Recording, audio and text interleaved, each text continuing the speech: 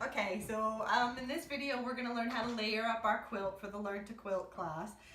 What I've done here is I've taken my backing and I've taped it to a table. I've actually had to put two tables together here. You can use a dining room table, or sometimes I've been known to tape it to the floor. But just some surface that's, you know, good and hard that you can tape your backing to. I just have a standard width fabric here. It happens to be one of the same ones that's in the front of the quilt, but it can be anything. Raid the sale shelves if you're just looking for a good cheap backing, or muslin is also a good backing option. So the thing to remember is it has to be taped down so that it's good and flat, and you want it to be wrong side up. Okay, so that's our first layer of our quilt sandwich.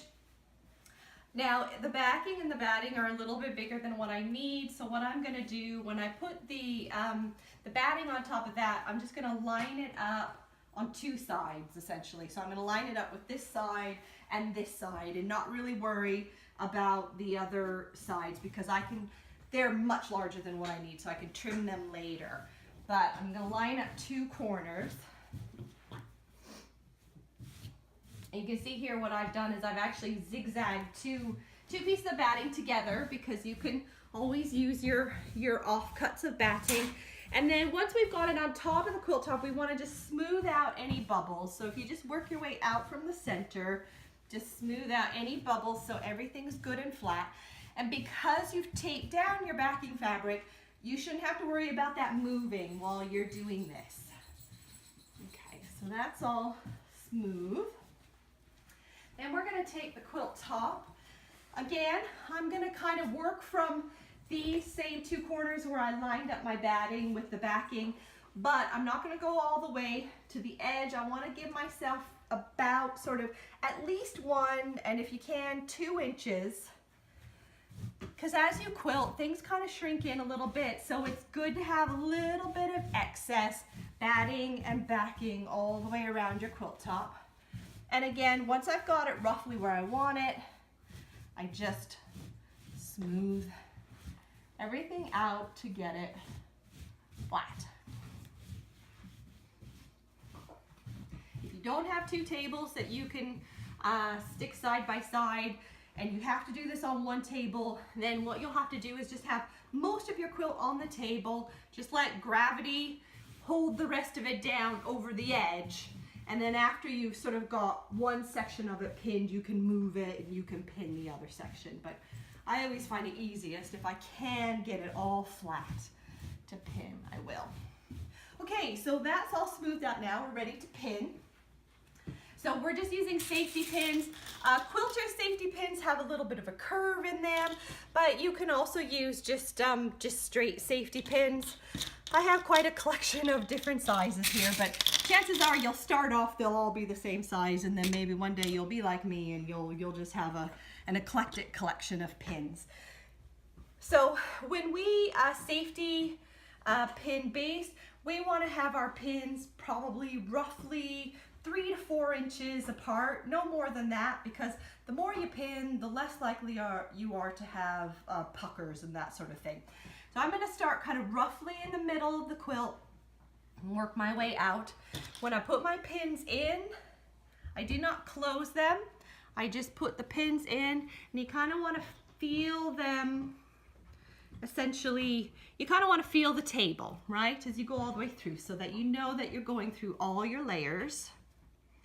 I do, if at all possible, I kind of try to avoid putting pins over seams, because we're going to be doing stitch in the ditch quilting, which is going to be on the seams. But sometimes you need to go over a seam, and it really doesn't matter that much, because as you come up to a pin and it's in your way, because it's a safety pin, you just remove it. Go put this one here. So I'm sort of roughly kind of working my way out from the center in each direction. And then we'll just kind of do sort of a grid-ish. So I'll do this side first. Another one in here. And the reason that we aren't going to close the pins is every time you need to close a safety pin, the chances of you needing to pull up a little bit as you close the pin is going to introduce a bubble. So we're going to put all the pins in first, leaving them open. Then once all the safety pins are in, we're going to close them all up at the end. I'll do this way out. And then we will stop the video and I'll show you what it looks like after it's all done.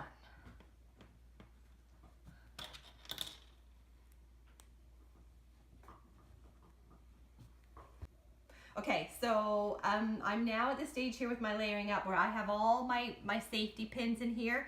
And you see I've kind of done a grid, but you know, this isn't a very regular quilt because of the, you know, it's a sampler. So, you know, there'll be some places where, you know, maybe you don't follow exactly a straight line grid, but you know, as long as your pins are roughly every sort of 3 to 4 inches, that's plenty of pins. You might have more in some areas than others, and that's fine.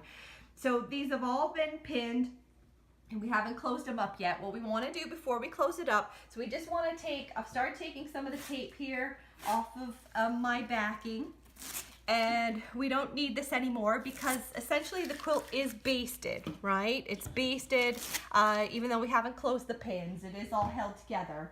Before we go closing our pins, we just want to flip our quilt over, just to make sure we didn't accidentally have a fold or something underneath, some nasty surprise, you know? So we just want to make sure that everything looks like it's flat and that our pins look like they're all going through all the layers. So I always like to just flip it over and check. It's better to find out now if there's a problem on the back than to find out after you've closed up all your pins.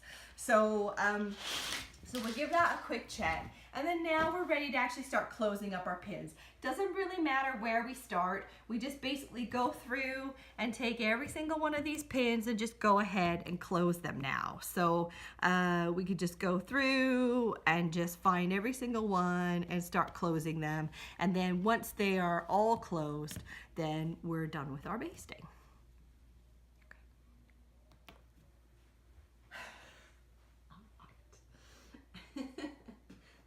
See the dogs, dear. All right. You got that, boys? Nobody wants to see you, boys. Okay, so here's the quilt. It's all pin basted now. You can see all of my pins. I've closed them all. And if we look along these two edges, these were the two edges that I sort of lined up with the batting and the backing, so that I have sort of like a 2-ish, you know, 1 to 2 inch sort of extra of your batting and your backing. And you see these other two sides, I have much more than that. And what I can do now is I can actually trim this. You don't have to.